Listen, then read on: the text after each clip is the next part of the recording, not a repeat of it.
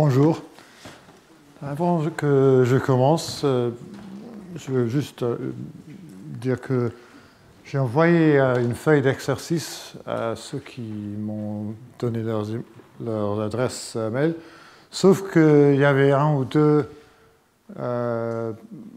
où je ne suis pas arrivé à lire l'adresse.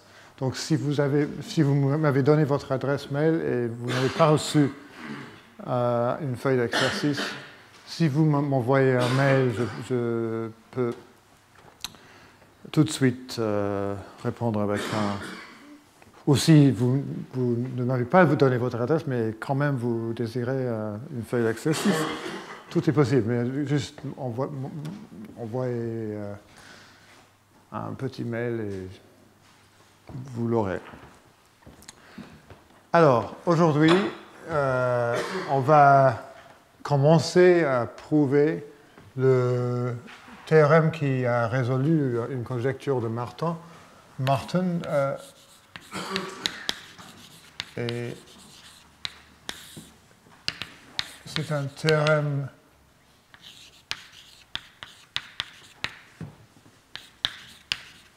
de moi, Ben Green, Freddie Manners et Terence Tao.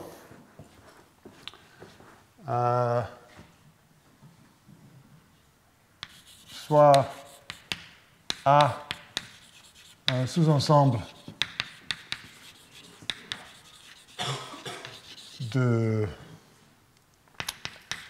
F2 puissance n, tel que la somme n'est pas trop grande par rapport à la taille de l'ensemble soi-même.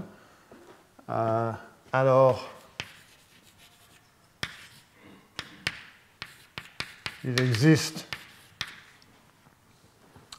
j'ai oublié de dire, mais ce n'est pas grave, il existe un sous-groupe ou un sous-espace, je vais dire, H de F de puissance n et un sous-ensemble X tel que A est un sous-ensemble de X plus H et H est plus petit que A. Et finalement, la taille de X est au plus P de C, où P est un polynôme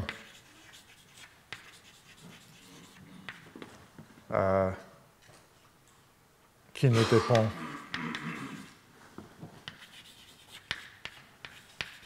de rien. C'est un polynôme fixe. J'aurais dû dire, il existe un polynôme P tel que blablabla, mais finalement, je l'ai dit comme ça. Alors, en gros, si on a un sous-ensemble de F2 puissance n dont la somme est petite, on peut trouver un sous-groupe ou un sous-espace tel qu'on peut couvrir l'ensemble avec pas beaucoup de copies de H. C'est l'idée. De translater de H. Je ne vais pas écrire preuve parce que je vais commencer par réduire le problème 2 ou 3 fois et je vais prouver une des réductions.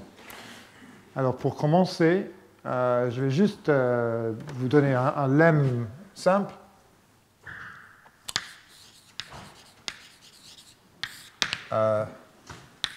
Pour toute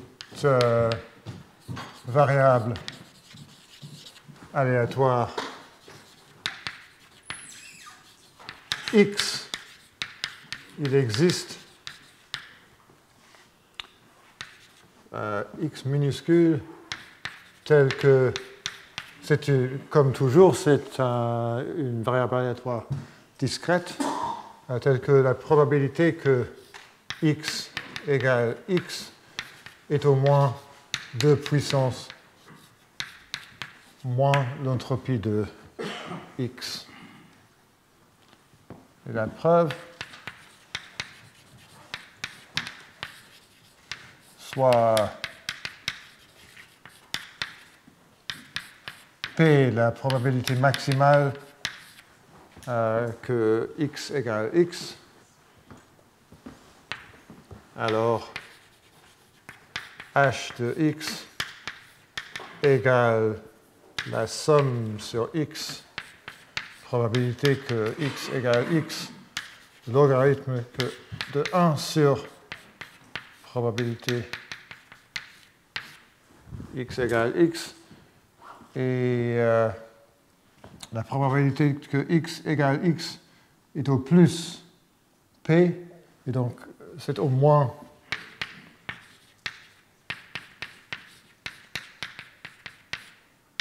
logarithme de 1 sur p égale logarithme de 1 sur p. Et quand on simplifie cette inégalité, on arrive à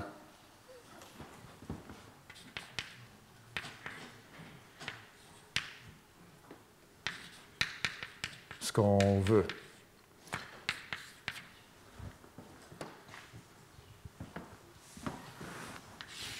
Donc, pas très difficile, mais on va l'utiliser presque tout de suite. Alors, je vais l'appeler théorème A,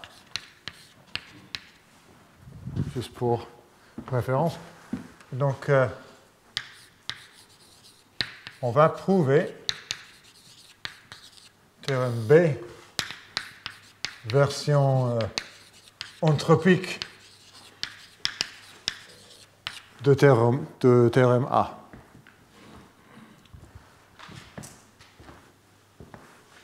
Soit x et y, deux variables aléatoires qui prennent des valeurs dans f de puissance n. Alors, il existe un sous-espace H de f de puissance n tel que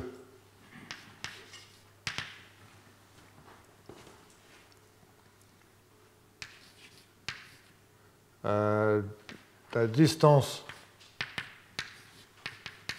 x UH plus la distance UH y est au plus alpha distance entre x et y, c'est la distance de Ruja bien sûr, entropique, où UH est uniforme sur H et alpha est un constant absolu. J'ai oublié pour un moment si c'est un constant absolu ou une constante absolue. J'ai oublié. Une, merci. Voilà. Une constante absolue.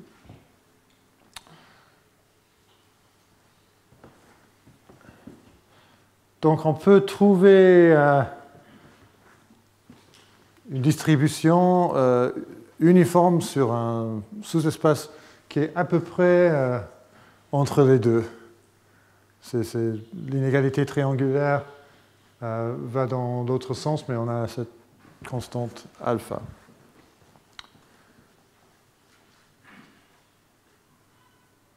Alors, je vais montrer maintenant, parce que ce n'est pas tout de suite évident, je vais montrer que théorème B implique théorème A. Et donc, si on peut prouver cette version anthropique, on aura la version plus combinatoire.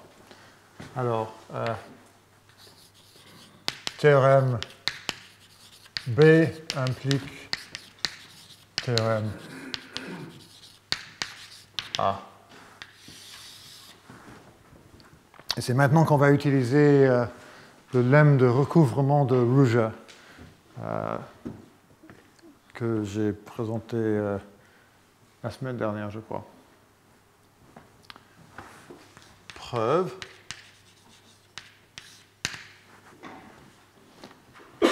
Alors, soit A un sous-ensemble de F2 puissance n, tel que A plus A est au plus C fois A, et soit X uniforme sur A.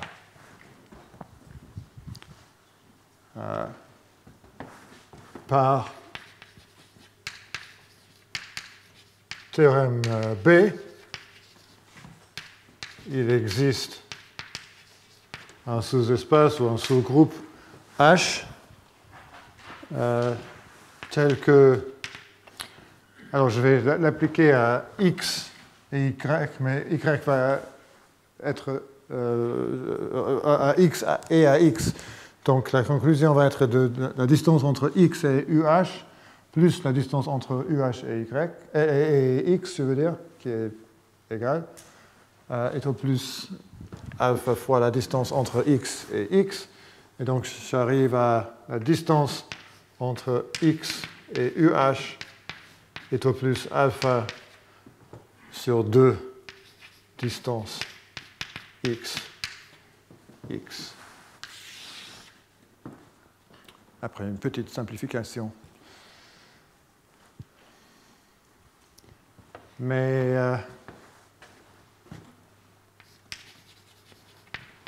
juste pour vous rappeler, la distance entre X et X égale H de... Alors, maintenant on est dans F2 puissance n, donc je vais pas écrire, je devrais écrire X moins la moitié de H de X moins la moitié de H de X. Mais moins égale plus, et donc je vais écrire ça parce que c'est un petit peu plus naturel dans ce contexte. Et H de X plus X prend des valeurs dans A plus A, et la taille de A plus A est au plus C fois la taille de A, et donc c'est au plus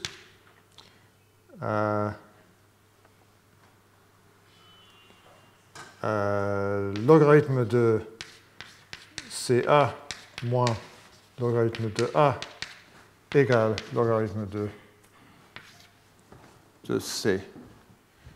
Donc il y a une relation assez... je trouve que j'ai déjà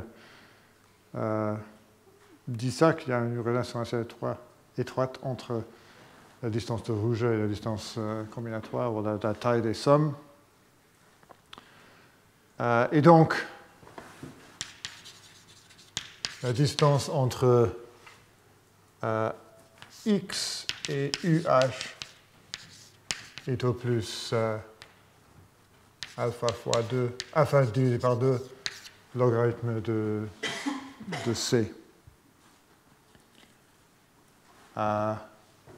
Et si je développe la définition de la distance, j'arrive à H de X plus UH. Cet H-là n'a rien à voir avec cet H-là, désolé, mais est au plus la moitié H de X plus la moitié H de UH plus alpha sur 2 logarithme de C égale Alors, X est uniforme sur A, et donc l'entropie là est le logarithme de la taille de A.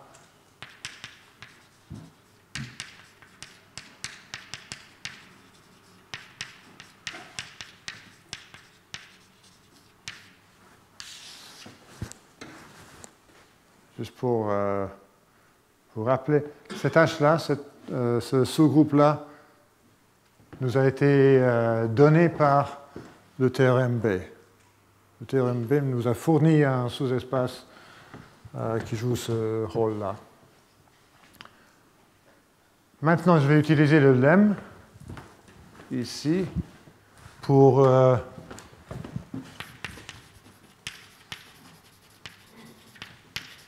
il existe X tel que la probabilité que X plus UH égale X est au moins 2 puissance moins tout cela, et 2 puissance moins tout cela égale la taille de A puissance moins 1 sur 2 multiplié par la taille de H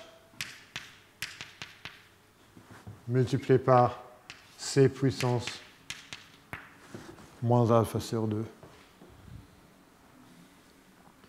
J'ai fait un petit calcul.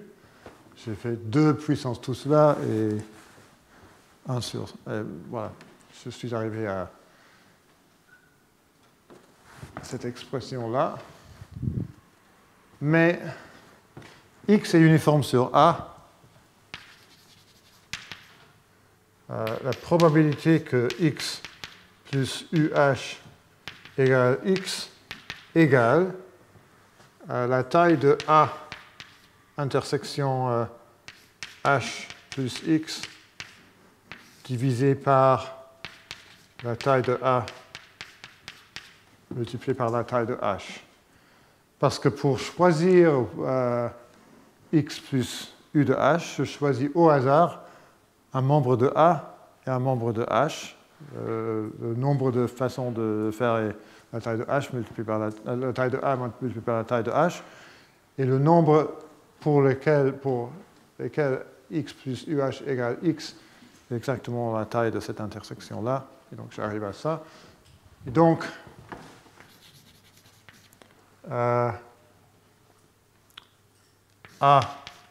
intersection H plus X est plus grand que, en multipliant les deux côtés par la taille de H multiplié par la taille de H. Voilà, c'est cette inégalité là. Et quand on est habitué à utiliser le lemme de recouvrement de Rouja, on reconnaît tout de suite que maintenant on a un ensemble dont la somme n'est pas très grande parce que la somme est contenue dans un sous-groupe. Mais aussi l'intersection de cet ensemble et A est assez grande. Et vous verrez, ça nous donne ce qu'il faut pour extraire quelque chose d'utile en utilisant le lemme de recouvrement de Rouja. Alors, d'abord, je vais juste noter que cette inégalité-là nous donne des bornes supérieures et inférieures pour la taille de H. Parce que la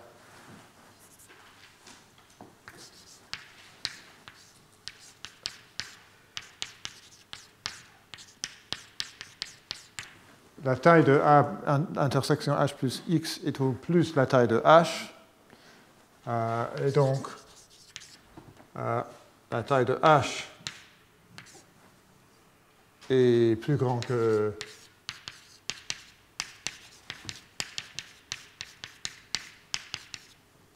ce qui implique que la taille de H est plus grand que C moins alpha, la taille de A. Si je simplifie un petit peu. Mais en même temps, on a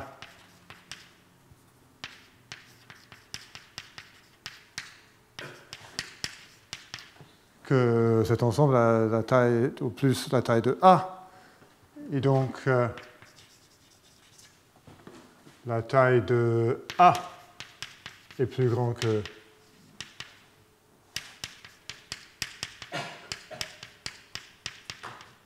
et si on simplifie, on arrive à une borne supérieure aussi.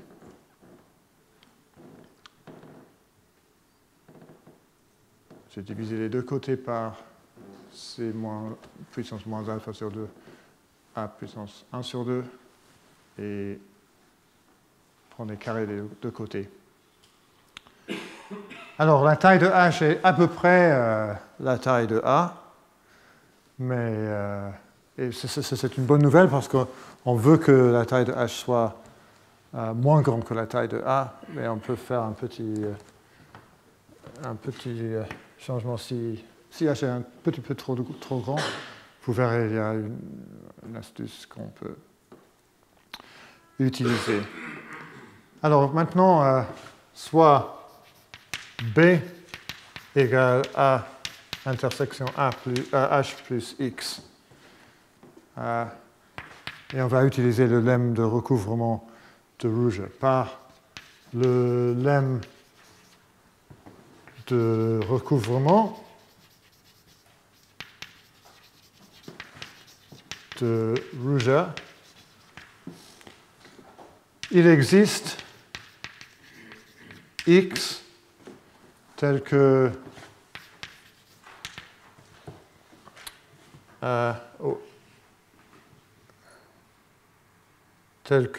A est un sous-ensemble de X plus B moins B, mais B moins B est un sous-ensemble de H plus X moins H plus X. H est un sous-groupe, donc H plus X moins H plus X égale H. Et on a quelque chose qui est très encourageant, exactement la forme qu'on voulait. Et la taille de X est au plus la taille de A plus B divisé par la taille de B. On a ça par le lemme de recouvrement de Ruger, c'est la borne supérieure de la taille de X, qui est au plus C fois la taille de A, parce que B est un sous-ensemble de A, et donc A plus B est contenu dans A plus A, qui par hypothèse la taille au plus C. Et la plus petite, la taille de B, je l'ai perdu. Et là, la taille de B est au moins ça, et donc A divisé par C moins alpha sur 2 H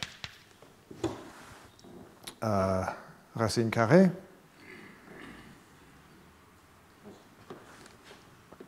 Est au plus C alpha sur 2 plus 1, et par la borne inférieure sur H, on a que racine carrée de H est au moins C puissance moins A sur 2 racine carrée de H de A. Alors, j'ai C puissance alpha plus 1. Alors, est-ce que j'ai fini? Pas encore, parce qu'il y a toujours la possibilité que la taille de H est plus grande que la taille de A. Alors, si la taille de H est moins que la taille de A, c'est fini. Mais il y a... J'ai juste...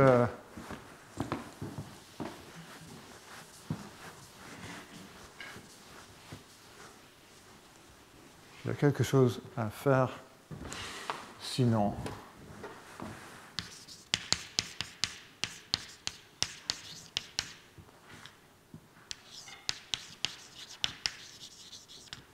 Sinon, alors je peux d'abord,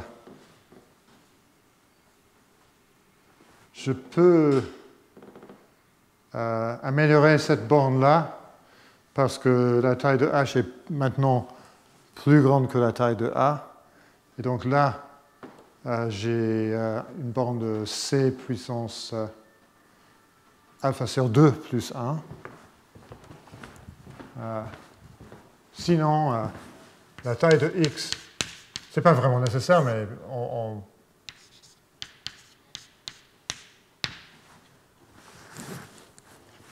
et h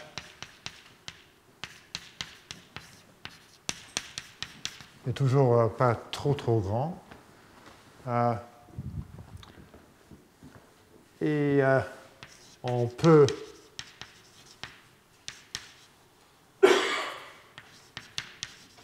écrire h égale h1 plus h2. H1, H2 des sous-espaces, des sous-groupes, tels que... Alors, on est dans F2 puissance n. Je peux choisir les tailles de H1 et H2, mais ça doit être une puissance de 2. Et donc, je veux... tel que... A sur 2 est au plus la taille de H1 est au plus la taille de A. Et la taille de H2 est donc au plus, je veux dire, 2 fois C puissance alpha.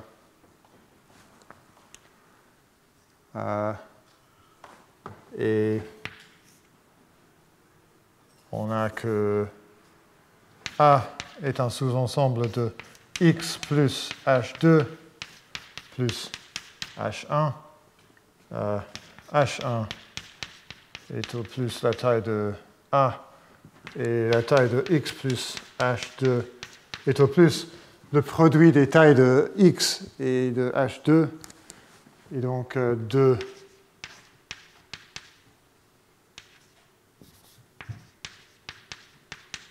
plus 1.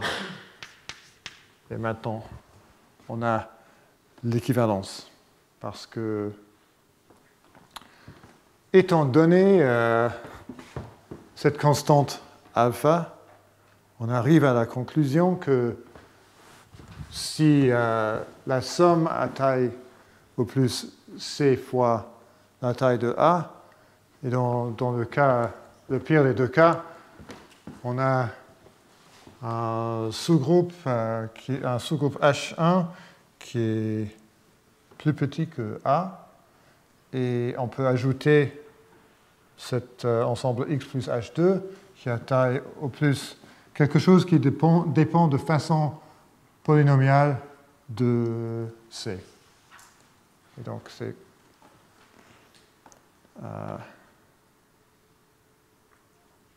on a montré maintenant qu'il suffit de prouver cette version anthropique.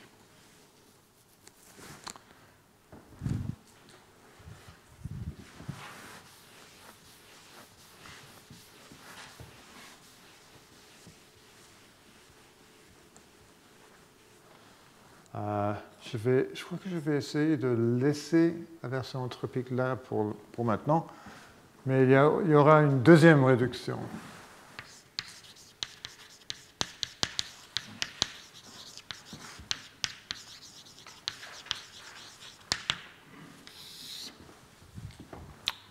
À quelque chose d'autre qui va être aussi un lemme anthropique. Alors, le lemme qu'on va prouver, que je vais appeler lemme C, pour pouvoir parler des implications. Soit x et y, deux variables aléatoires qui prennent des valeurs dans f de puissance n, et si la distance entre x et y n'est pas 0, alors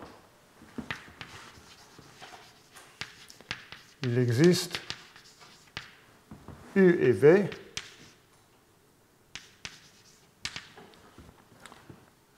et lambda positif tel que la distance entre u et v est un peu plus petite que la distance entre x et y. Eta va être une constante absolue. Et la distance entre u et x plus la distance entre v et y est au plus lambda fois la distance entre x et y, où eta est une constante absolue. Et pour la preuve, la plus grande, la constante eta, c'est le mieux pour nous.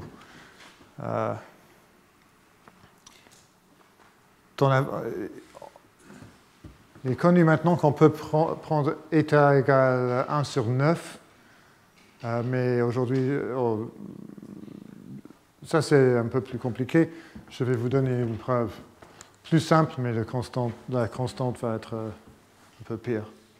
Je ne vais même pas essayer d'évaluer la constante que nous allons obtenir. Donc je vais laisser terme B, qui est maintenant notre cible, et montrer que si on a le lemme C, ça suffit pour prouver le théorème B, et après, le lemme C va être notre cible. Alors,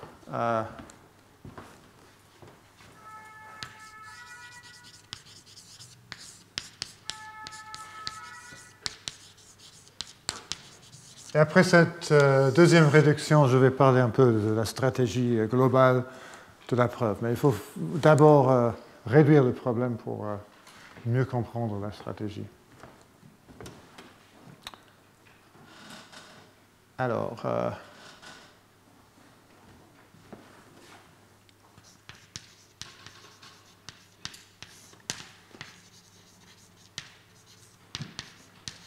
je vais prendre une constante moins de eta, et pour tout couple UV, je vais définir taux de UV égale la distance entre U et V plus eta prime distance entre U et X plus distance entre V et Y.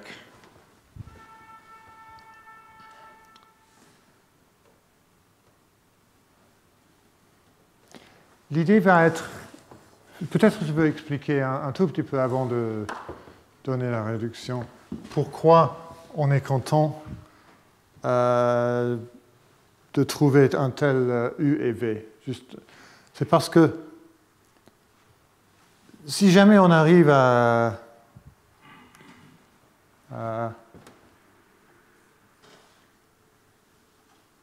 est-ce que j'ai donné... Ah oui. Si jamais on arrive à U et V tel que la distance entre U et V égale 0, on sait qu'on a un exemple d'un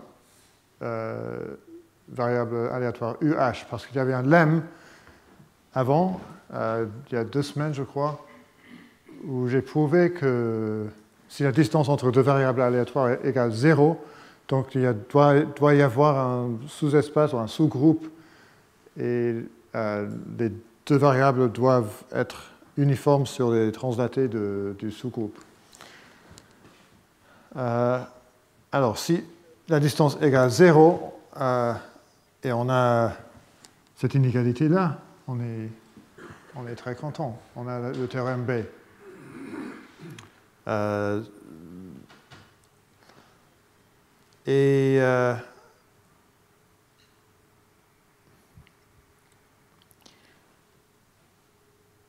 Mais sinon, alors l'idée est que sinon on va remplacer x, y par uv pour lesquels la distance est plus petite. On va améliorer x et y et répéter ce processus. Mais si on fait ça, si on ne fait pas attention, on peut arriver à deux variables aléatoires dont la distance est 0, mais qui n'ont rien à voir avec x et y. Donc il faut pénaliser les variables aléatoires u et v si leur distance de x et y est trop grande. Et c'est pour ça qu'on a cette deuxième inégalité-là, pour être sûr que la distance, les variables aléatoires qui remplacent x et y sont suffisamment proches à x et y pour que l'argument marche. Alors maintenant, je vais dire la même chose, mais de façon plus formelle. Alors, choisissez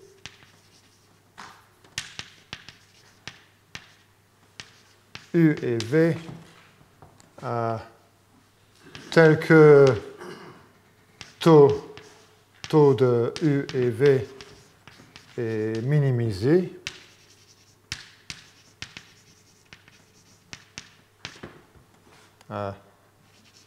Qui existe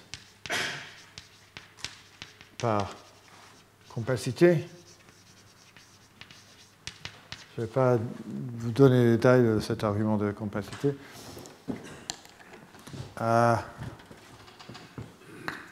Alors, je vais montrer maintenant que quand j'ai choisi les variables u, v qui minimisent cette expression-là, alors la distance doit être 0. Si la distance entre u et v n'égale pas 0, alors par le lemme, ou par lemme C, il existe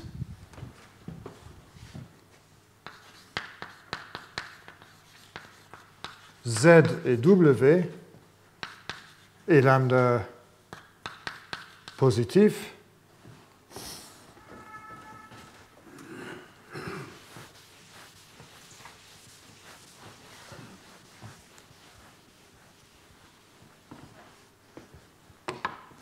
tel que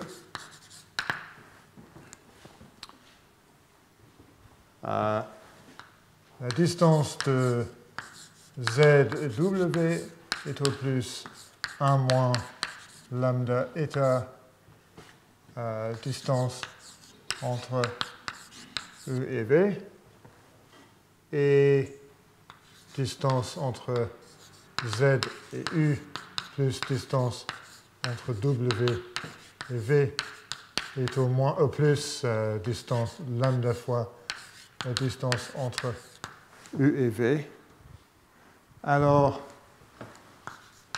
je vais obtenir une contradiction en montrant que taux de Z et W et moins que taux de U et V qui est supposé minimal. Alors, taux de ZW égale distance ZW plus état prime distance ZX plus distance WY. Et par hypothèse, c'est au plus 1 moins lambda eta distance UV. Et ici, je vais utiliser l'inégalité triangulaire de Ruja pour dire que c'est au plus distance ZU plus distance WV plus distance UX plus distance VY.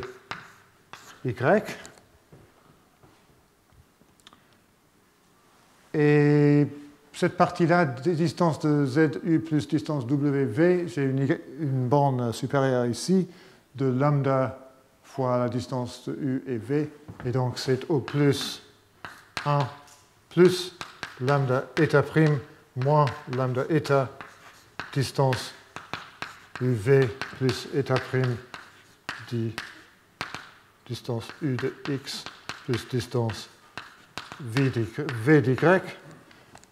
Et là, j'ai l'expression pour taux de UV, sauf qu'à la place de 1, j'ai 1 plus lambda eta prime moins lambda eta, mais eta prime est supposé moins que eta. Distance entre U et V est supposée non zéro, et lambda est supposé positif, et donc tout cela est moins que T, taux de U et V, contradiction. Qu'est-ce que j'ai contredit? J'ai contredit la supposition que la distance entre U et V n'est pas zéro. Et donc,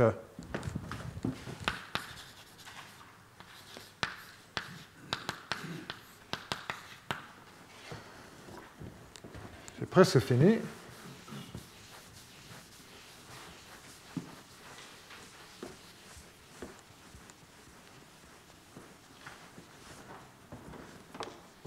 Alors, il existe H, X, Y, tel que U est uniforme sur H plus X, V est uniforme sur H plus Y. Et donc, on a taux de UV égale la distance entre U et V, qui est 0, plus état prime distance entre UH X plus distance entre UH et Y. Puisque la distance, si on prend un translaté, ça ne change pas la distance. Mais une petite astuce, le taux de YX égale distance YX plus état prime distance YX plus distance XY égale 1 plus 2 état prime distance entre X et Y. Puisque taux de UV est minimal, il s'ensuit que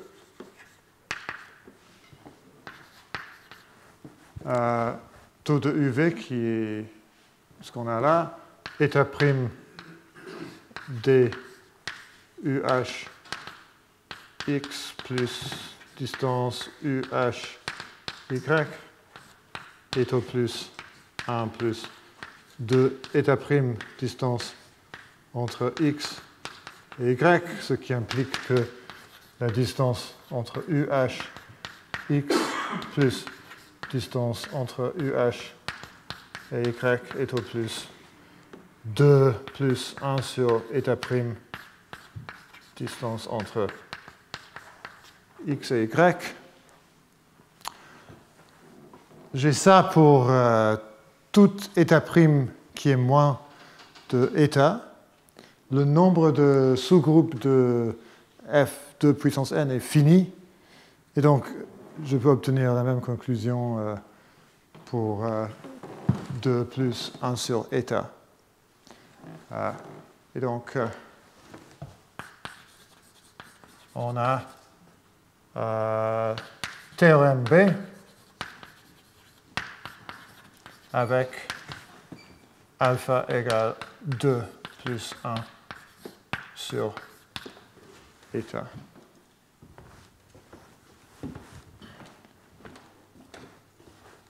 Cette inégalité-là est exactement ce qu'on a obtenu ici.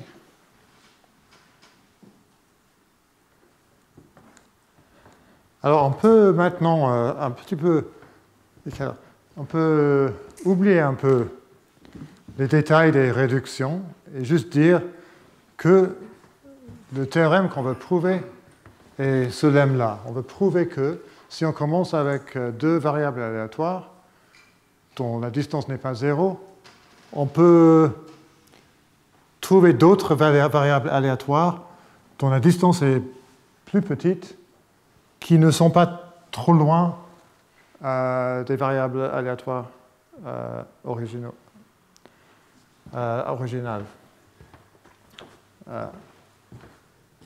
Et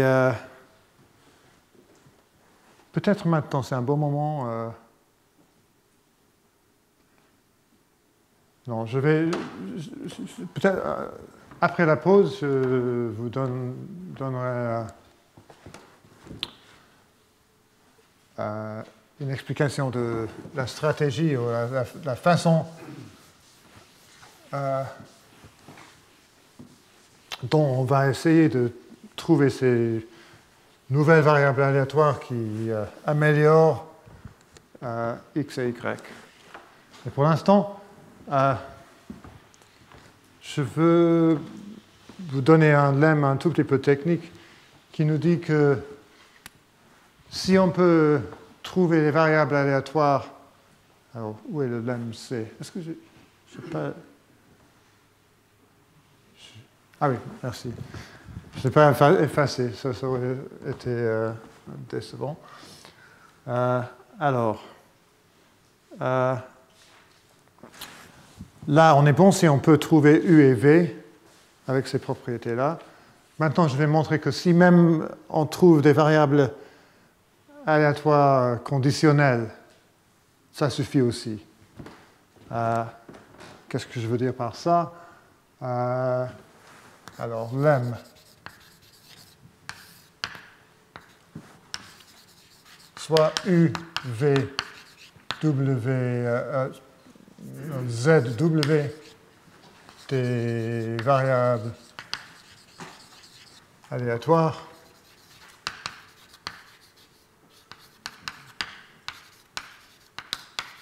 Peut-être je vais ajouter X et Y, juste pour qu'ils prennent des valeurs dans f de puissance n, et supposons, je ne sais pas si c'est nécessaire, mais juste pour être sûr que la distance entre x et y n'est pas 0.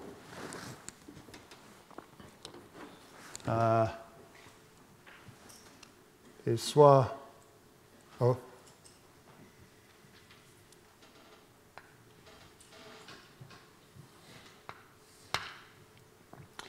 ici la distance entre la distance conditionnelle U sachant Z, V sachant W est au plus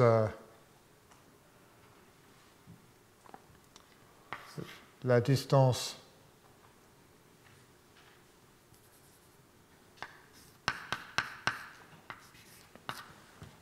à moins lambda état distance x, y. Peut-être je vais dire dans l'énoncé que lambda est positif, plus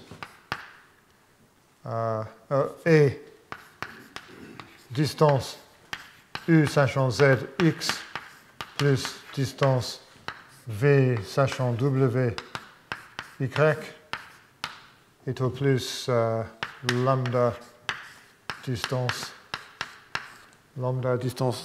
de x à y, alors il existe z minuscule, w minuscule et mu positif, tel que la distance u sachant que z égale z, v sachant que w égale w est au plus 1 moins mu état distance entre x et y, et distance u sachant z égale z, x plus distance v sachant w égale w, y est au plus mu distance de x à y.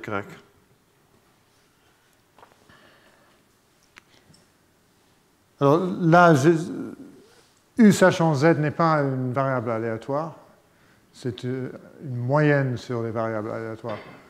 Et donc là, mais ici, j'ai des vraies variables aléatoires. Et donc, si j'arrive à cette conclusion-là, j'ai ce qu'il faut pour le lemme C. Et cela nous dit que même si j'ai une version conditionnelle, je peux pas moyennement arriver à ce qu'il faut pour le lemme C.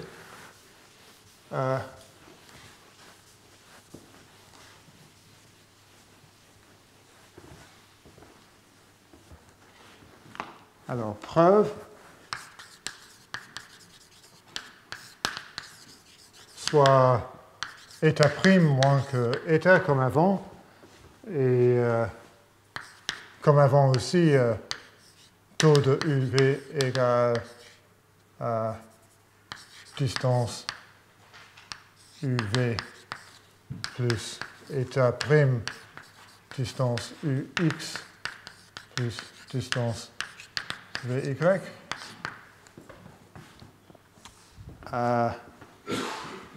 Alors,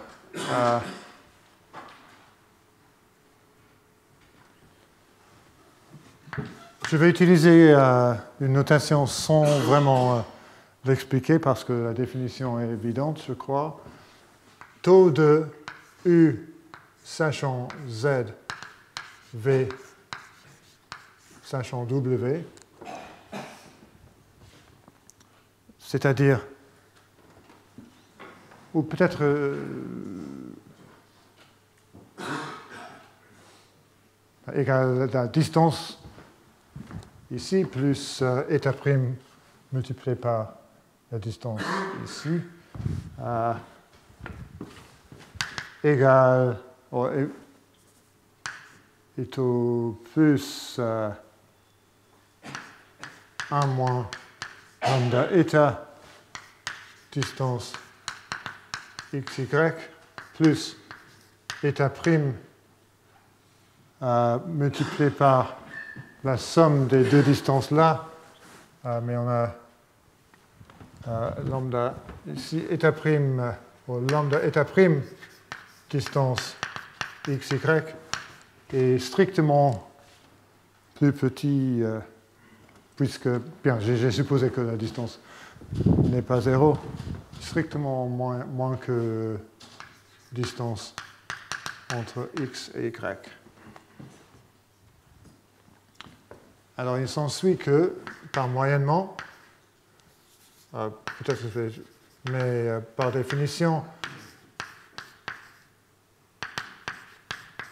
je vais l'écrire. Somme ZW, probabilité Z égale Z, probabilité W égale W, taux de U sachant Z égale Z, V sachant W égale W,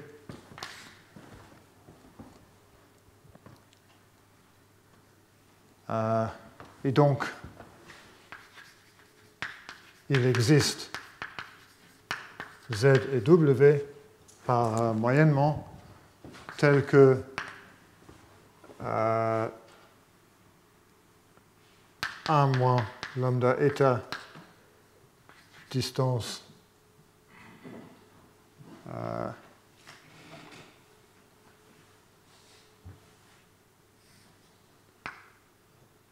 U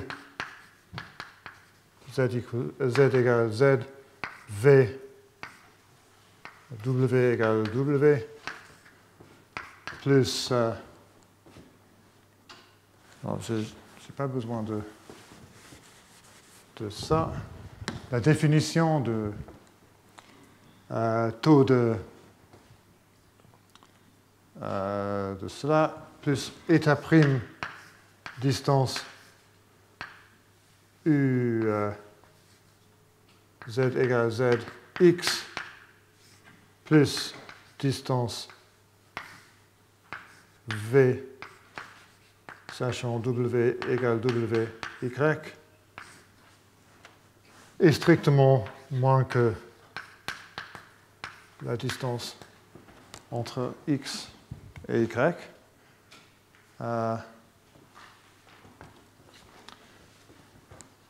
Et donc, les deux parties sont strictement moins que X et Y. Si la distance entre U, V, W égale 1 moins mu eta distance x, y, ça c'est pour une définition de mu, parce que je sais que cette distance est plus petite que la distance entre, strictement plus petite, donc il y a un mu positif.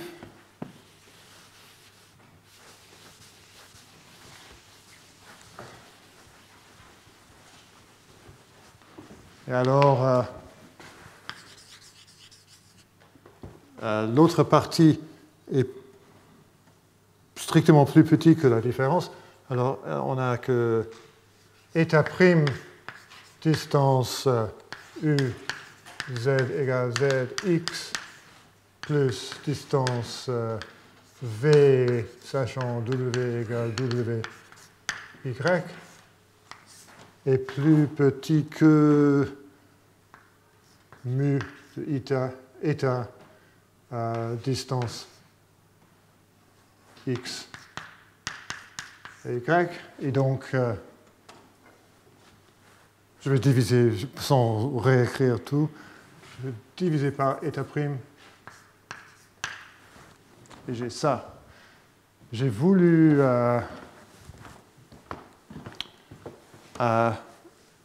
mu et pas mu état divisé par état prime, mais tout cela est vrai pour tout état prime moins que état, et le nombre de choix de Z et W est fini, et donc par compacité comme toujours.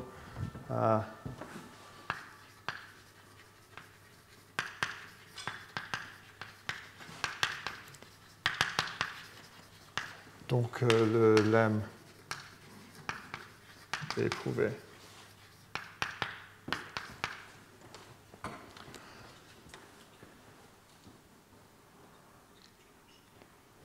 Et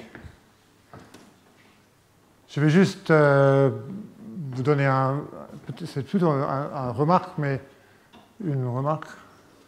À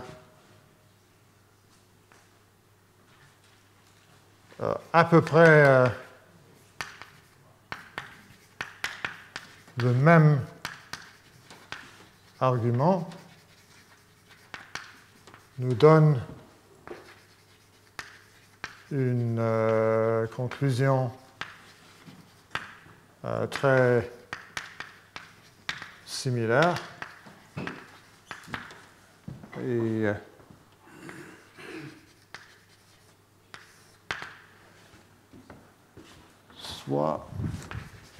mais cette fois, je vais parler de conditionnement simultané. Alors, soit x, y, u, v et z, des variables aléatoires qui prennent des valeurs dans f2 puissance n.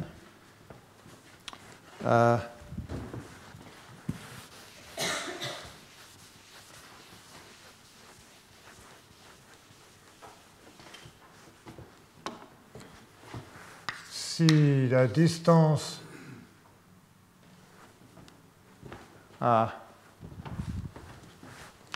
entre U et V sachant Z est au plus 1 moins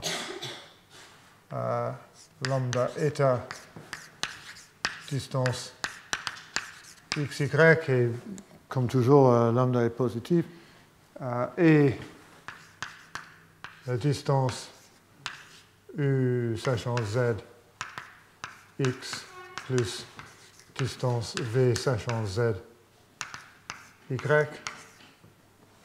est au plus lambda distance x y, alors il existe Z et mu tel que la distance U sachant Z égale Z, V sachant Z égale Z. Alors maintenant, le conditionnement est pareil des deux côtés, est au plus 1 moins mu eta distance x et y, et la distance U sachant Z égale Z, x plus distance V sachant Z égale Z, y est au plus mu distance x et y. Et pour la preuve, on fait exactement la même chose, sauf que cette fois, je prends le moyennement sur Z, seulement juste sur Z et pas sur Z et W. Mais à part ça, tout est pareil.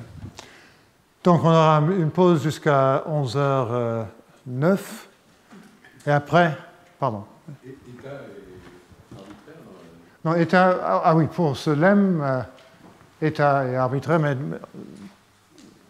dans la preuve du théorème, état va être... j'ai rien dit sur... OK. État va être une constante absolue, comme 1 sur 40 ou quelque chose comme ça.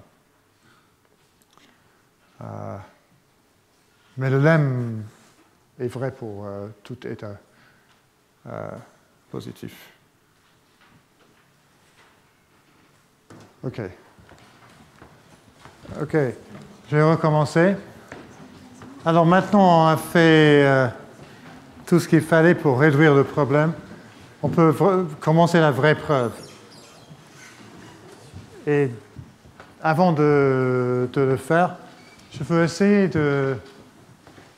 d'écrire la stratégie globale. Je vais laisser le lemme C parce que c'est exactement ça qu'on va prouver. Où le lemme C et ses versions conditionnelles. Bon.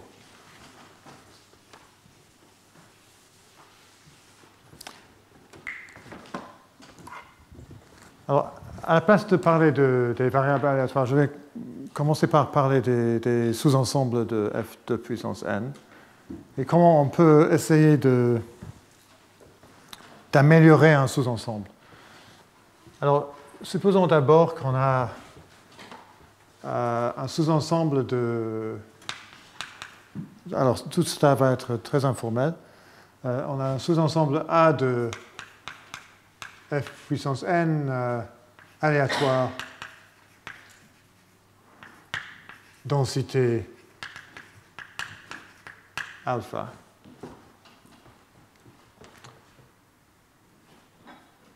Peut-être un petit peu plus général. A est un sous-ensemble d'un sous-espace ou un sous-groupe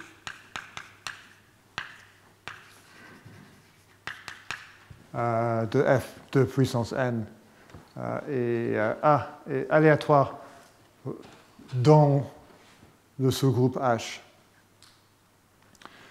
Si je veux trouver un autre sous-ensemble qui est lié à A, quelque chose que je peux essayer, est juste de prendre la somme, A plus A. Et si la densité de A est beaucoup plus grande que la taille de H, 1 sur la taille de H racine carrée, la probabilité que A plus A sera presque tout de H est assez haute.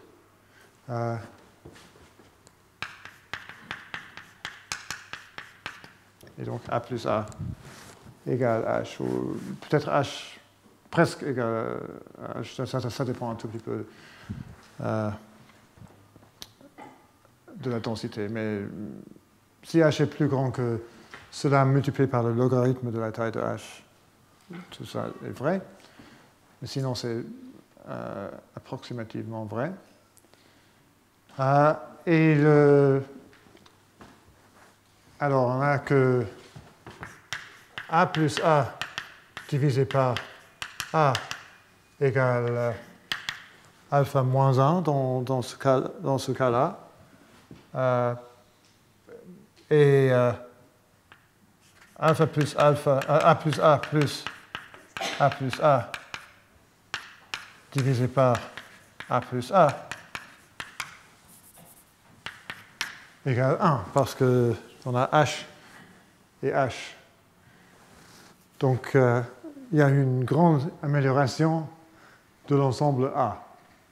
Ça nous donne une idée pour si on a deux variables aléatoires, ou une variable aléatoire, et on veut une variable aléatoire qui est meilleure, on peut essayer peut-être de prendre la variable aléatoire x plus x. Mais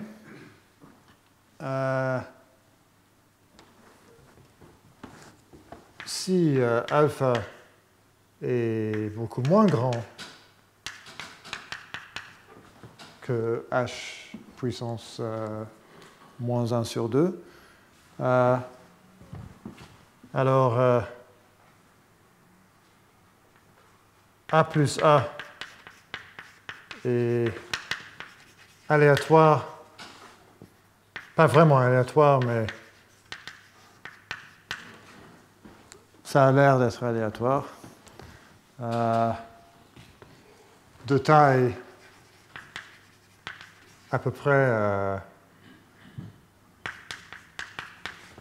A carré. Et on a que A plus A divisé par A égale à peu près la taille de A. Et peut-être juste pour être sûr, et la taille de A plus A plus A plus A est divisé par la taille de A plus A. Alors, on a taille A carré, la taille de la somme est plutôt A puissance 4, divisé par ici A puissance à peu près A carré. Et donc, la constante de doublement, je ne sais pas comment, mais cette relation-là est devenue pire. On a remplacé la taille de A par la taille de A carré. Donc ça nous montre qu'il y a des ensembles qu'on peut améliorer en prenant la somme. Il y a d'autres ensembles qui deviennent pires. Mais pour ces ensembles-là, il y a quelque chose d'autre qu'on peut faire. On peut prendre l'intersection A avec un translaté de A. Si on fait ça et A est petit, probablement la taille de cette intersection sera 0, mais si la taille n'est pas 0, la taille sera probablement 1. Et donc si la taille est 1, cette relation est juste 1, et donc on a une amélioration. On a perdu presque tout l'ensemble, mais ça, ce n'est pas un problème parce que ce dont je parle vraiment, c'est des ensembles un peu comme A plus H, où H est A habite dans un sous-espace qui est orthogonal à H. Et donc là, quand je prends la translatée ici, c'est A plus H, A plus H plus X va être une translatée de H. Si A, ou peut-être maintenant ça va être un peu H1 et H2. Voilà.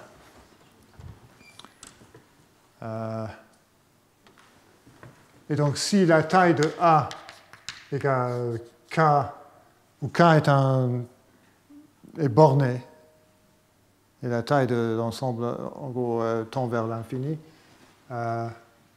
alors j'ai les deux types de structures, dont une est améliorée si je prends la somme, et l'autre est améliorée si je prends l'intersection avec un translaté aléatoire.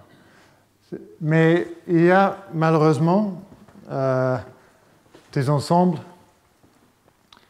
qui ne sont pas améliorés ni par l'une opération ni par l'autre. Et en gros, si on prend A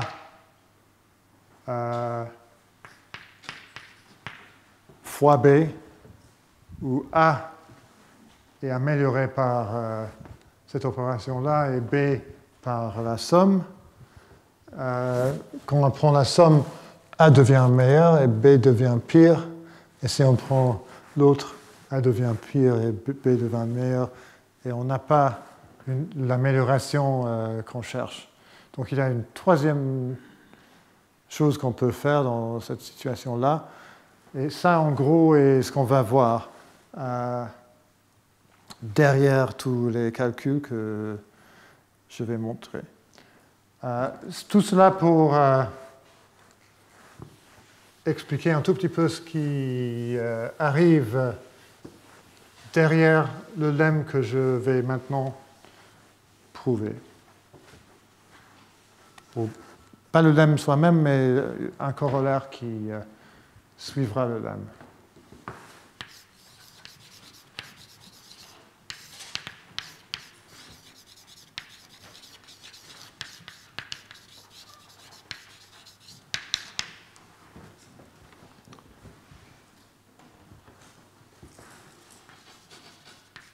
Soit GH de groupe abélien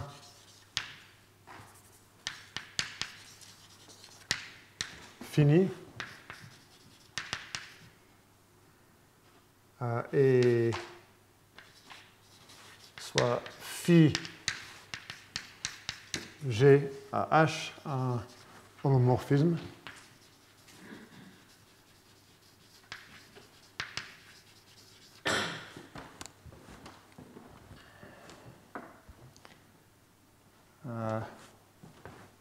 et soit x et y de variables aléatoires qui prennent des valeurs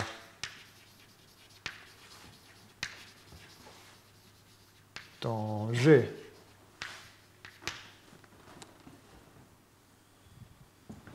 Alors, la distance entre x et y, je vais prouver un lemme qui est un petit peu comme un lemme de chaîne, une formule de chaîne pour les distances dans cette situation ici. Distance entre phi de x et phi de y, plus distance entre x sachant phi de x, y sachant phi de y. Mais ce n'est pas fini. Il y a un terme qui suit, et c'est absolument crucial pour la preuve, plus l'information mutuelle entre x moins y et le couple phi de x, phi d'y, sachant phi de x moins phi d'y. Phi est un homomorphisme, donc phi de x moins phi d'y égale phi de x moins y.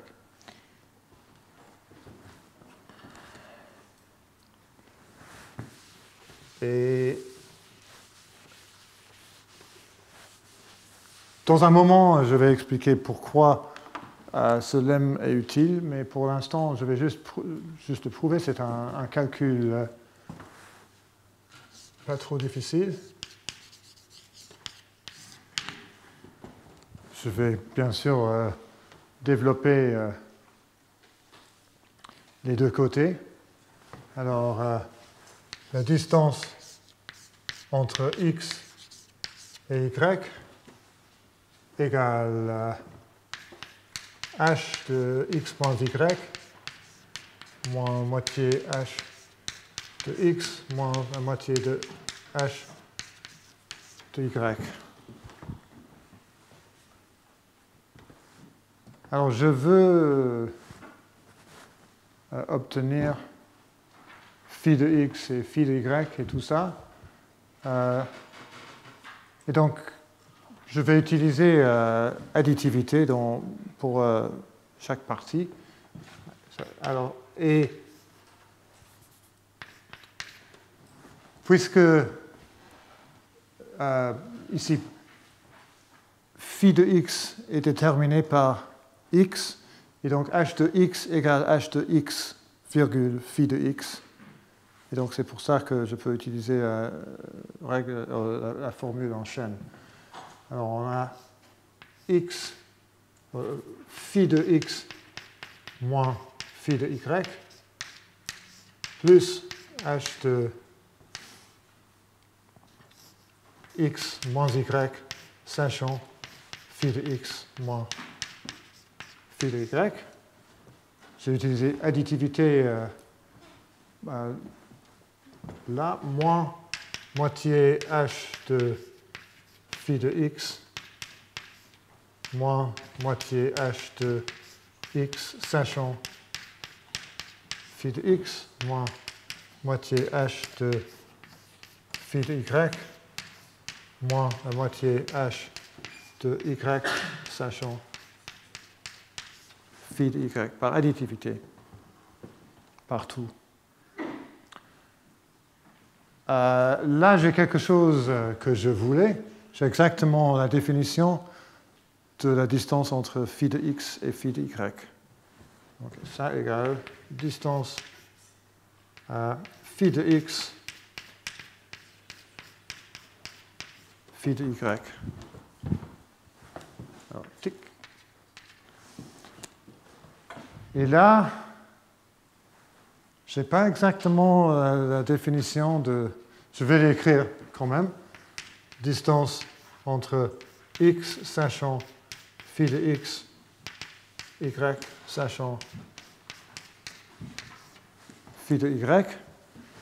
Mais ça n'égale pas la somme des trois termes là, parce que ici, j'ai besoin de phi de x virgule phi de y, et pas phi de x moins phi de y. Et donc, je vais écrire plus h de x moins y sachant phi de x moins phi de y, moins h de x moins y, ce dont j'avais besoin, phi de x, phi de y. Est-ce que j'ai le signe comme il faut?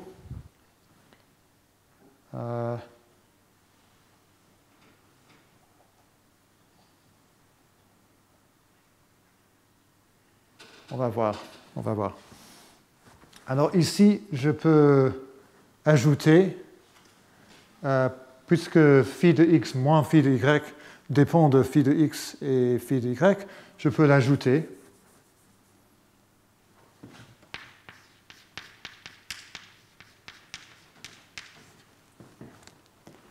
Ça ne change rien.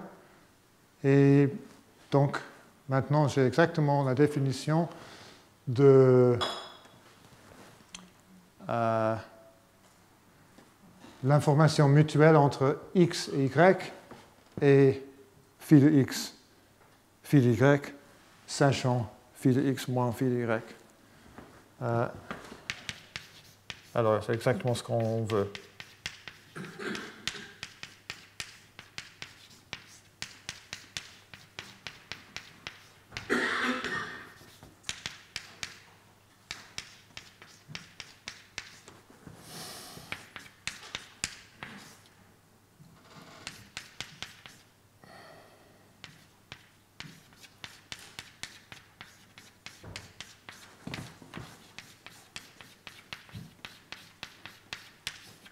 Voilà.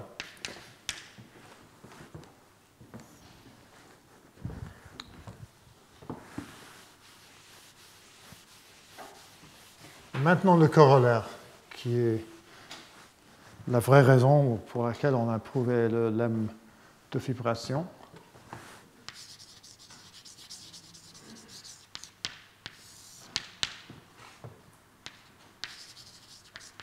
Soit G égale F2 puissance n multiplié par F2 puissance n, H égale F2 puissance n, phi de x, y égale x plus y. Et soit x1, x2, x3, x4, des variables aléatoires indépendantes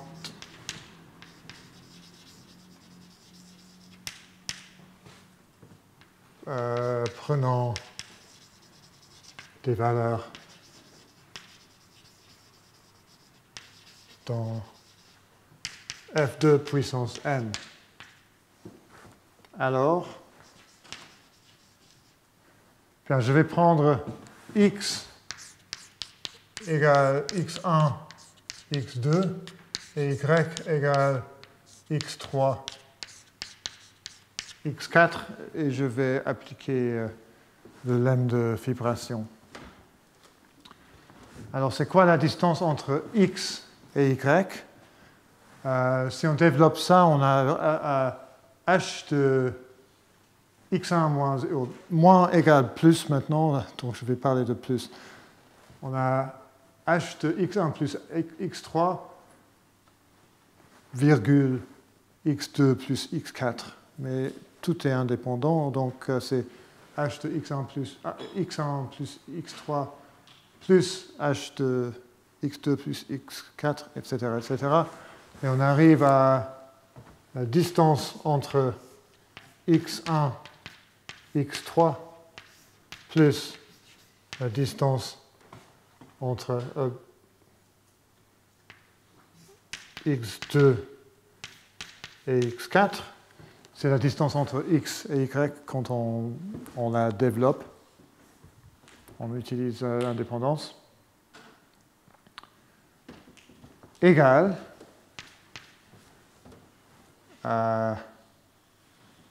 alors, la distance entre phi de x et phi de y, c'est la distance entre... Alors, phi de x égale x1 plus x2 par la définition de phi. Et phi de y égale x3 plus x4 plus la distance. Maintenant, je dois prendre la distance entre x sachant phi de x, c'est-à-dire x1, x2 sachant x1 plus x2. Je vais l'écrire, mais après je vais simplifier. Alors, si je sais x1 et x1 plus x2, je sais x2. Donc, je peux juste... Ce n'est pas nécessaire, mais je peux simplifier cette expression-là en effaçant le x2. Et donc, je vais le faire. x1 sachant x1 plus x2, x3 sachant x3 plus x4. Alors, ce sont les deux premiers termes. Maintenant, le troisième, plus l'information mutuelle entre x moins y, mais maintenant moins égale plus, x plus y égale x1 plus x3, x2 plus x4. Juste pour être absolument clair, je vais utiliser des parenthèses, mais ce n'est pas strictement nécessaire. Entre cela et phi de x et phi de y, c'est-à-dire x1 x plus x2, x3 plus x4.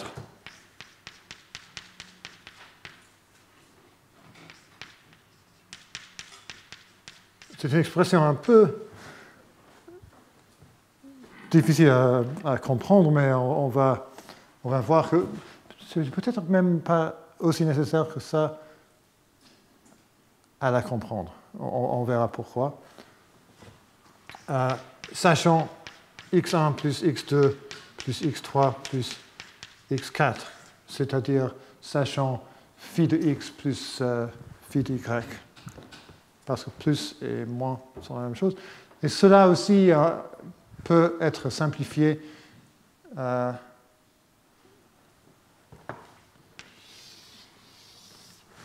cette partie-là égale, parce que si on sait x1 plus x2 plus x3 plus x4, donc x1 plus x3 détermine x2 plus x4. C'est exactement la même idée qu'avant. Et x1 plus x2 détermine x3 plus x4. Donc je peux simplifier en x1 plus x2, x1 plus x3, sachant x1 plus x2 plus x3 plus x4.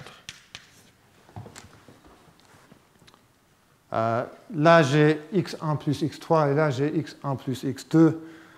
J'ai changé l'ordre juste parce que 2 est moins que 3. Je préfère l'écrire d'abord, mais c'est pas... Alors, peut-être on devrait juste faire un peu comme ça, juste pour montrer d'où ça vient. Alors, ça, c'est l'énoncé du corollaire, mais la bonne nouvelle est que la preuve est à peu près contenue dans... Il n'y a pas besoin de de le prouver, sauf peut-être que je devrais écrire quelque chose que j'ai dit, preuve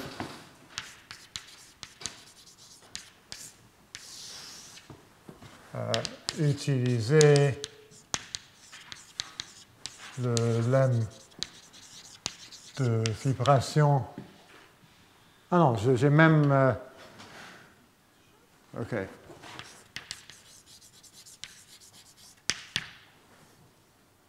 Ah oui, non, non. Avec x égale x1, x2, y égale x3, x4. C'est ce que j'ai fait pour obtenir cette formule-là. Alors, il est très important de ne pas effacer ce corollaire. Je crois que je peux... Qu'est-ce que je peux effacer sans une catastrophe? Je crois que je peux même effacer le lemme. Il faut juste garder en tête que quand on cherche deux variables aléatoires qui ont une distance un peu plus petite, qui ne sont pas trop loin de x et y. Mais pas besoin d'effacer pour l'instant.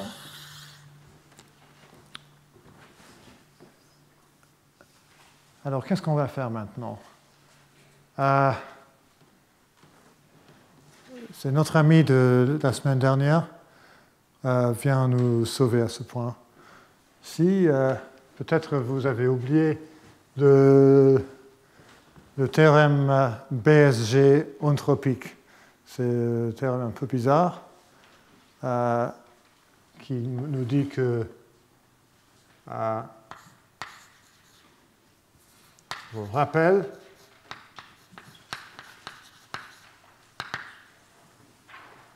que distance entre A et B, sachant A plus B, est au plus information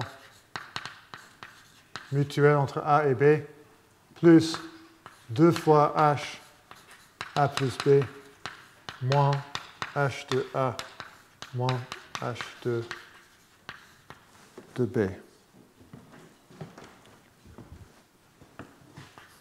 Je vais... il y a un 3 là. C'est important. A est au moins 1 sur 3 la distance AB sachant A plus B, moins 2 tiers H de A plus B, plus 1 tiers H de A, plus 1 tiers H de B. Alors, pourquoi on commence à être content à ce point-là? Parce que on a des distances ici, et on peut essayer de mettre x1 égale x et x2 égale y, x2 une copie indépendante de x, x4 une copie indépendante de y. Là, on aura 2 fois la distance entre x et y. Et ici, on aura 2 distances. Donc, par moyennement, une de ces 2 distances sera moins que la distance entre x et y. Mais malheureusement, ça ne nous donne rien. Mais heureusement, il y a ce terme-là qu'on sait est positif. Et on sait un peu plus. Ce n'est pas que le terme-là est positif, mais il y a une borne inférieure avec une distance là-dedans. Et donc, ici, la somme des coefficients des distances égale 2. Et ici, la somme des coefficients de distance égale 1, 2, plus 1 tiers, c'est-à-dire 7 sur 6. Malheureusement, on a ces termes-là, dont on ne sait pas grand-chose. Et l'idée est qu'on va appliquer ce corollaire 3 fois pour obtenir une grande annulation de tous ces termes-là et arriver à une somme de 6 distances-là qui égale une somme de 6 plus 1 tiers plus 1 tiers plus 1 tiers à l'autre côté. Et après, par moyennement, on obtiendra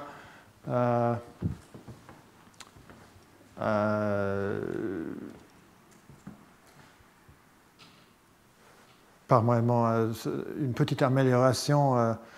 On peut choisir une des distances à l'autre côté qui est un petit peu plus petite que la distance entre x et y. Et après, il faut montrer que les variables aléatoires qu'on obtient sont pertinentes, c'est-à-dire on a une inégalité un peu comme ça, et pour être sûr que à la fin, on obtient des variables aléatoires qui nous donnent des informations sur x et y. Alors ça, c'est l'idée. Maintenant, donc, on a un gros calcul à faire. Je vais essayer de le faire de façon la plus efficace que je peux. Alors, c'est pour ça, cette raison-là, qu'il vaut la peine de simplifier le terme d'information. Donc, je vais appliquer cette inégalité-là à... Je crois que c'est mieux de commencer par ici, pour ne pas devoir marcher tout le temps d'un côté à l'autre.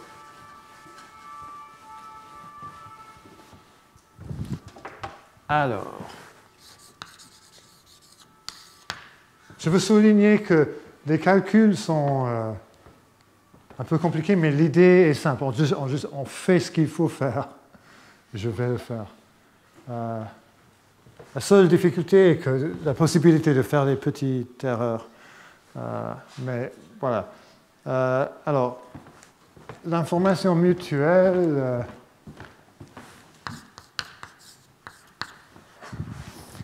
OK. x1 plus x2, x1 plus x3, juste pour s égale x1 plus x2 plus x3 plus x4. Alors, je n'ai pas dit, mais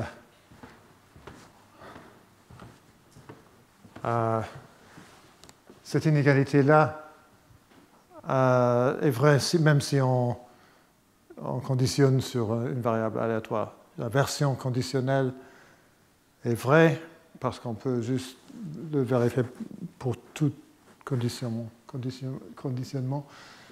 Et donc,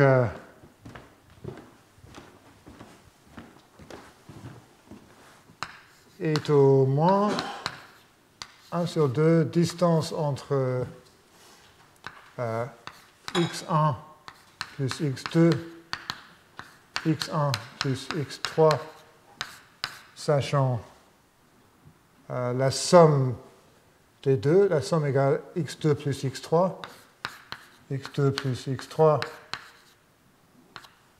et s. Je préfère ici, si je connais x2 plus x3 et x1 plus x2 plus x3 plus x4, je connais x2 plus x3 et x1 plus x4. Et donc je peux... Ça a l'air un petit peu plus symétrique si je l'écris comme ça. Moins 2 tiers h de... Alors qu'est-ce qu'on a h de la somme, c'est-à-dire x2 plus x3, puisque x1 plus x1 égale 0, on est dans f2 puissance n, sachant s, plus 1 tiers h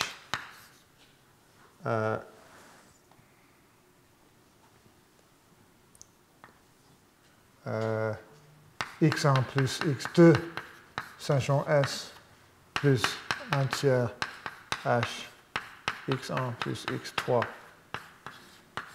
sachant s.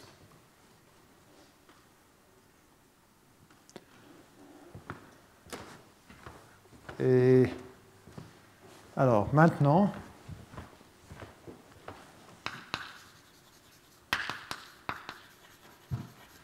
on va appliquer le corollaire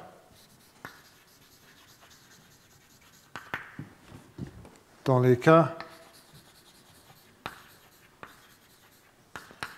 x1, x2, x3, x4 égale à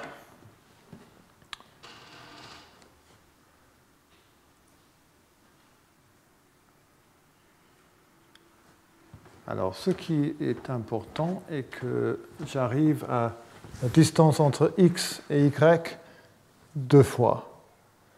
Alors, je vais commencer avec x1, x2, y1, y2. Je vais l'écrire, mais x1 et x2 sont deux copies indépendantes de x, et y1 et y2 sont deux copies indépendantes d'y.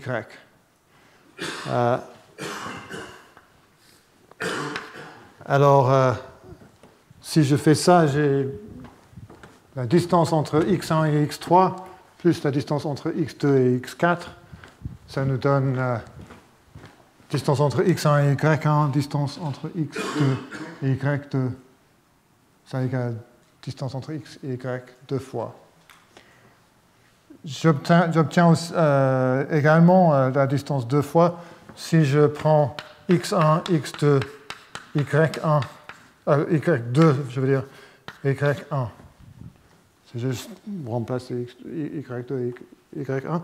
Mais il y a une troisième façon d'obtenir ce que je veux, c'est de prendre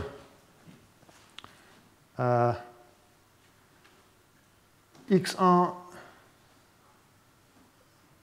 égale x, x3 égale y, x2 égale y, et x4 égale x. Donc c'est ça que je vais faire maintenant.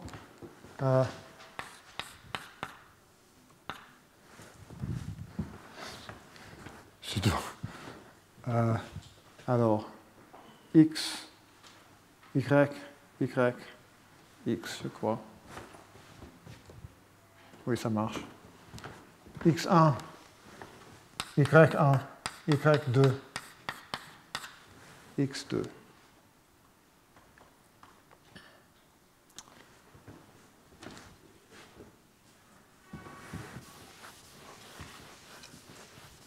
Je ne vais pas écrire tout de suite, parce que je veux d'abord vous convaincre que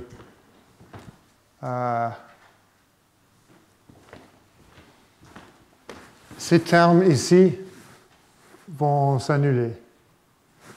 Alors, les termes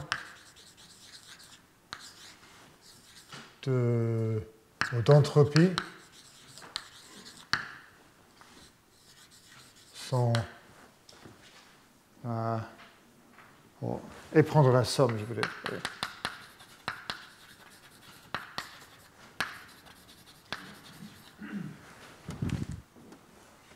Peut-être d'abord, je vais juste remarquer à gauche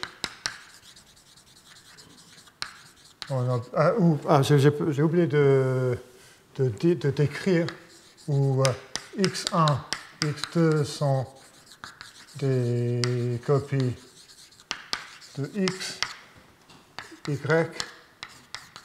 et y2 sont des copies de y, et x1, x2, y1, y2 sont indépendantes ou indépendants.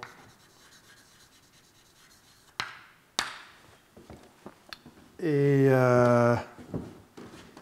alors à gauche, on obtient distance x1, y1 plus distance x2, y2 plus distance x1, y2 plus distance x2, y1 plus distance x1, y2 plus distance y1, x2 égale 6 fois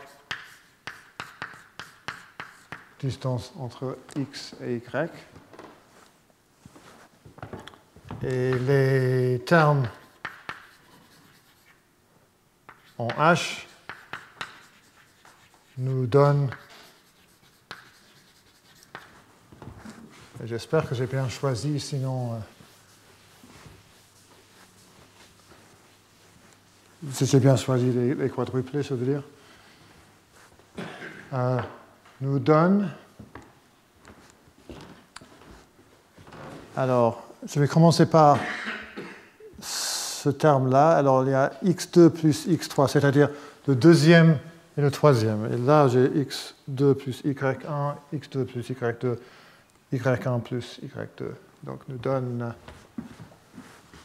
moins 2 tiers h de x2 plus y1, sachant s, moins 2 tiers h de x2 plus y2 sachant s, moins 2 tiers h de y1 plus y2 sachant s.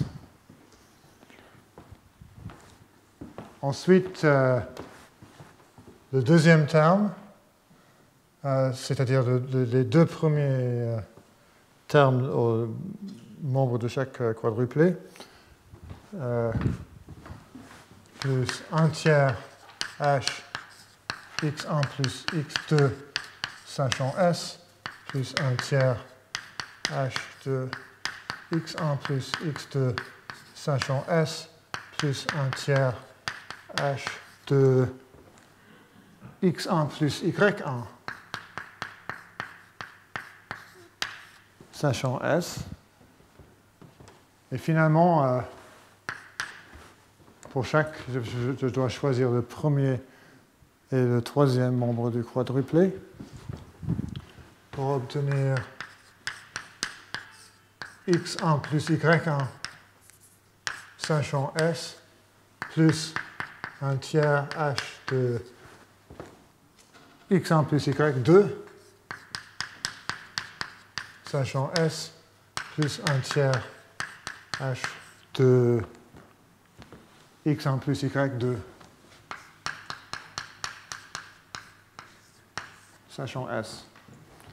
Alors, est-ce qu'il y a une annulation totale? Ce n'est pas tout de suite évident, mais la réponse est oui, parce que je vous rappelle que S égale x1 plus x2 plus x3 plus x4. Et donc, sachant S, si on sait x1 plus y1, on sait x2 plus y2. Si on sait x1 plus y2, on sait x2 plus y1 plus y2. Si on sait x1 plus y2, on sait x2 plus y1, etc. Et donc, ce terme-là, avec x2 et y1, égale ce terme-là avec x1 et y2. et ce terme-là. Et également, on a x2 plus y2 égale... l'entropie de x2 plus y2 sachant S égale l'entropie de x1 plus x2 sachant S. Alors on a ça, ça et ça. Et finalement, y1 plus... Ah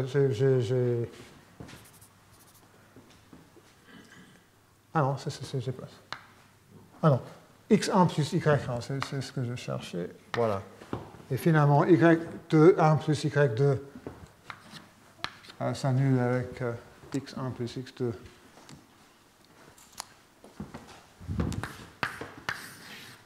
Ça, c'est... je suis très content d'arriver à ce point-là. Je ne suis pas sûr... Et donc, on pourrait même dire que la preuve est finie maintenant. Sauf qu'il y a des petites vérifications qu'il faut faire la semaine prochaine, qui dureront peut-être les 2 heures. Mais en gros, après cette annulation, on a obtenu ce qu'on cherchait vraiment, que on a un terme 6 fois la distance entre x et y qui va égaler une somme de 6 distances plus une somme de 3 distances divisées par 3, et tout ça s'annule. Et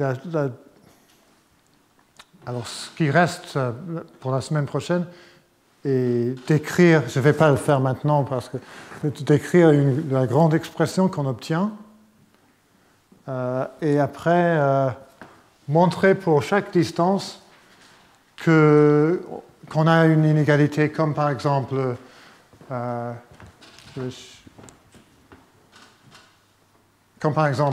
distance entre x et x plus y est bornée par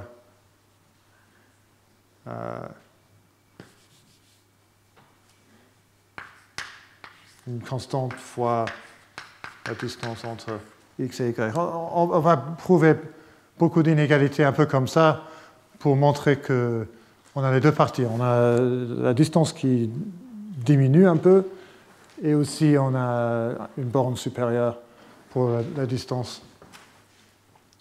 Peut-être, oui, ça plus la distance de... Ah non, ça ne fait aucun sens.